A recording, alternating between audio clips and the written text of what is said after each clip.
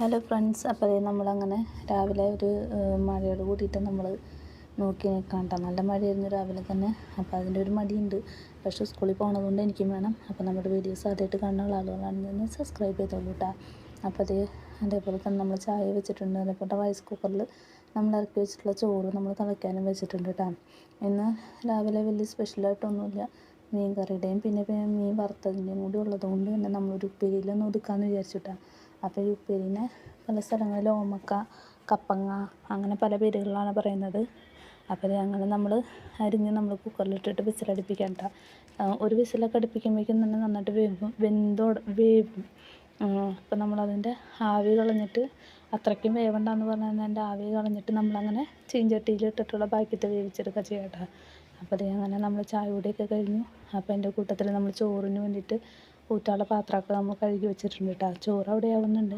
പിന്നെ നമ്മൾ ഉപ്പേരിക്ക് ചതയ്ക്കാൻ വേണ്ടിയിട്ട് ഉള്ളിയും ചുവന്നുള്ളിയും കൂട്ടിയിട്ട് നമ്മൾ ചതച്ചിട്ട് കുത്തുമുളക് ഇട്ടിട്ടാണ് നമ്മൾ ഉപ്പേരി വെക്കാറ്. പക്ഷെ നമ്മളതിൽ ഇങ്ങനത്തെ ഉള്ളതിനൊക്കെ നമ്മൾ കുത്തുമുളകിനേക്കാളും എനിക്കിഷ്ടം സാധാ മുളക് കൂട്ടിയിട്ട് കാച്ചണം കേട്ടോ. അപ്പോൾ അങ്ങനെ ഇതിൽ മുളക് പൊടിയാണ് നമ്മൾ ഇടുന്നത് കേട്ടോ. അപ്പോൾ അങ്ങനെ ചീഞ്ചട്ടിയൊക്കെ കഴുകി വെച്ചിട്ടുണ്ട്. അപ്പോൾ അങ്ങനെ ചോറ് ഒരു ഭാഗത്താവുമ്പോൾ അത് ഊറ്റാൻ വേണ്ടി നിൽക്കാം കേട്ടോ. അങ്ങനെ ഊറ്റി നിൽക്കാനുള്ള മടി കൊണ്ട് നമ്മൾ എന്ത് ചെയ്യുന്നു, അതിലിങ്ങനെ ഒരു പാത്രം വെച്ച് നമ്മളിങ്ങനെ സെറ്റാക്കി വെക്കുന്നുണ്ട്. പക്ഷെ അത് ഇവിടെ ഇളകുമ്പോൾ ആ പാത്രം അതിനനുസരിച്ച് താഴെ വീഴുന്നുണ്ട് കേട്ടോ. അപ്പോൾ നമ്മളത് അങ്ങനെ കയറ്റി വെച്ചും ഇറക്കിയൊക്കെ നമ്മളങ്ങനെ ചോറ് വാർത്തെടുക്കണത്. അപ്പോൾ നമ്മൾ ഉപ്പേരിക്ക് നമ്മൾ ചതച്ചതൊക്കെ നമ്മൾ ഇട്ടിട്ട് അങ്ങനെ ഇളക്കി കൊടുക്കുന്നുണ്ട്. അപ്പോൾ നമ്മളത് മൂത്ത് വരുമ്പോൾ സമയത്ത് നമ്മൾ മുളക് പൊടി ഇട്ടിട്ട് നമ്മൾ വേവിക്കുന്ന സമയത്ത് ഉപ്പും മഞ്ഞൾപ്പൊടി ഇട്ട് വേവിച്ചിട്ട് മുളക് പൊടി എടുത്തിട്ട് കാച്ചാൻ ഇടയ്ക്ക് തുമ്മലും ചീറ്റിലൊക്കെ ഇടയ്ക്ക് നടക്കുന്നുണ്ട് കേട്ടോ. അപ്പോൾ അങ്ങനെ വെച്ച് വരുന്നുണ്ട്. അപ്പോൾ നമ്മൾ കൈ തട്ടിയ പാത്രം താഴെ വീഴും ചോറ് വറക്കണതിൻ്റെ. അപ്പോൾ അതിന് ചീത്ത കേൾക്കും, കാരണം കിടന്നുറങ്ങുന്ന ആളുകൾക്ക് ഒരു സൗകര്യം കിട്ടില്ല എന്ന് പറഞ്ഞിട്ട് എന്നും ചീത്ത പറയാറുണ്ട് കേട്ടോ. അപ്പോൾ നമ്മളത് 2 പ്രാവശ്യം താഴെ വീണ് എടുത്ത് വെച്ച് കഴിഞ്ഞപ്പോൾ 3ാമത്തെ പ്രാവശ്യം നമ്മൾ പയ്യെ നൈസായിട്ട് ആ പാത്രം മാറ്റിയിട്ട് നമ്മൾ കൈ കൊണ്ട് തന്നെ വേഗം ഊറ്റിയിട്ടാണ് ചെയ്യട്ടോ.